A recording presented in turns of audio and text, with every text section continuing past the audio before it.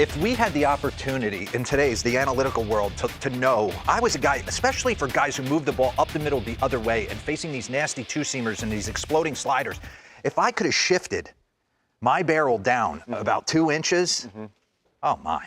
That would have been game-changing for me. So we live in a world, I know there's people that hate this and love it, and we'll kind of dive in on it for the next 2 weeks. And other teams are doing it too. No doubt. Other teams and other players. That's a very good point. There's other teams doing it, but in a world where you're facing exploding stuff, we finally found something for the offense to maybe get cooking a little bit. Yeah. And he likened it to golfers. You take your golf clubs with you on a 2-day trip. Absolutely. Because they're custom to you. Custom to me. I'm not playing. Aaron Judge is not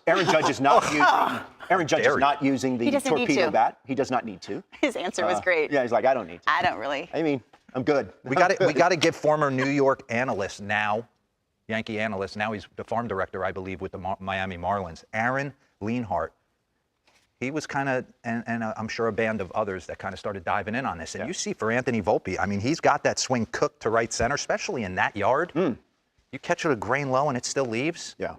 They were hitting absolute tanks. And Judgy is it's a joke. Yeah. So when we heard the term torpedo bat, yeah, my first thing came to my head. We had Aaron Boone on the set. He's rocking the Ray-Bans. We've made him a million things over our 10 years here. But he's never been a submarine admiral firing torpedoes. That's right. So, hey, we broke out the big guns eye stock. We spent about $70 on this. Booty, you look good. We blew it. Hey, let's bear. We're bearing towards 161 Bronx Street right here. We're going to release some torpedoes. Anthony, here we go. Let's start with Austin Wells because everybody was taken aback when he let off on opening day. What does he do?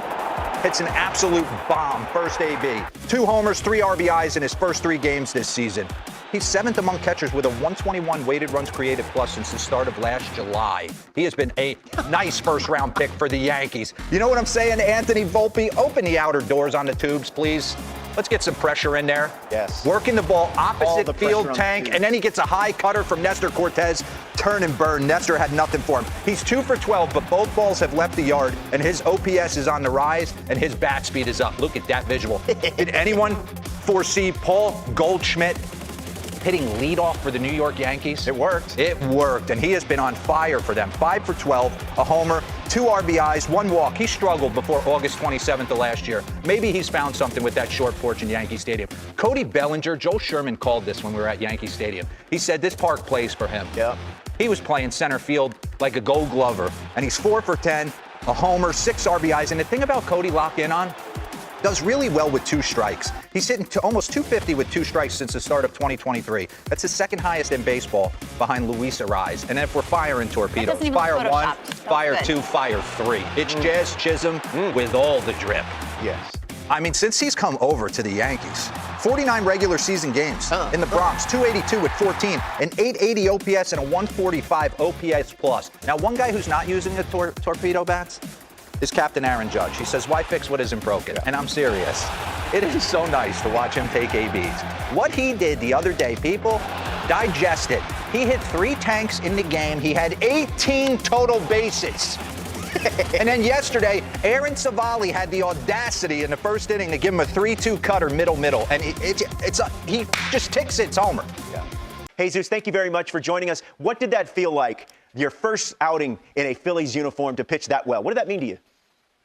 I mean, it was great. You know, obviously an honor to be a part of this team. Such a talented team, a lot of experience, and I just want to be here and help out any way I can, take the ball every 5 days. So, thankfully it went well, and hopefully keep it going. Jesus, even when you go somewhere and you're the best of the best, is there still a thought in your mind, like, I want to show these guys what I can do with Harper and JT and all those guys watching?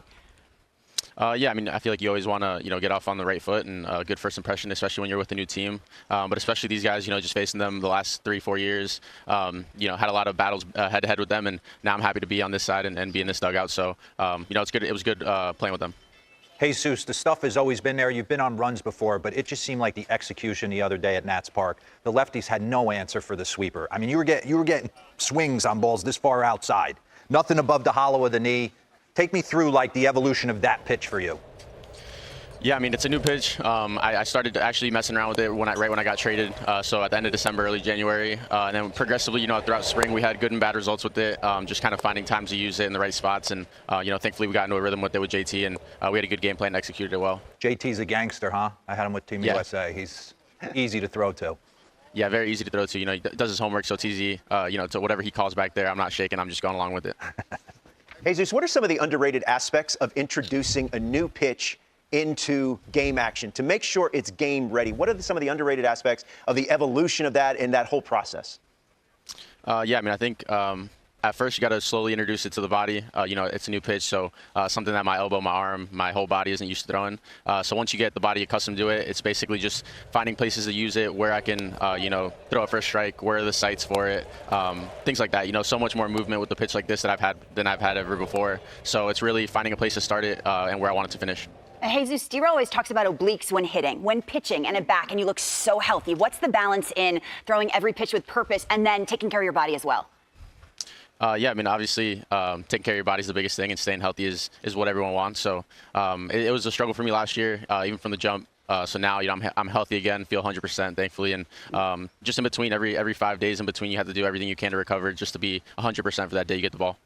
Jesus, I know this year, the Jesus Luzardo Family Foundation, you and the foundation are introducing a program called Striking Out Barriers, and with every strikeout you record this season, funds will be raised to support the Boys and Girls Clubs of Philadelphia. Tell us about this endeavor and why it's important to you. Yeah, I mean, I've been doing some work with the Boys and Girls Club back home in Broward County when I was with the Marlins, and I'm happy to do it now with the Boys and Girls Club here in Philadelphia. But for me, it's just important for me and my family, you know, to give back any way we can. And I think it was a good way to incorporate, you know, baseball, something that I love, and my job, into giving back to the community as well, any way that I can. What are you having for breakfast, Jesus?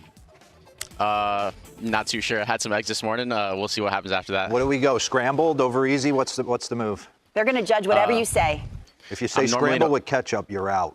No ketchup. I'm normally an over easy guy. Okay. Are you really? How's your bracket, Jesus?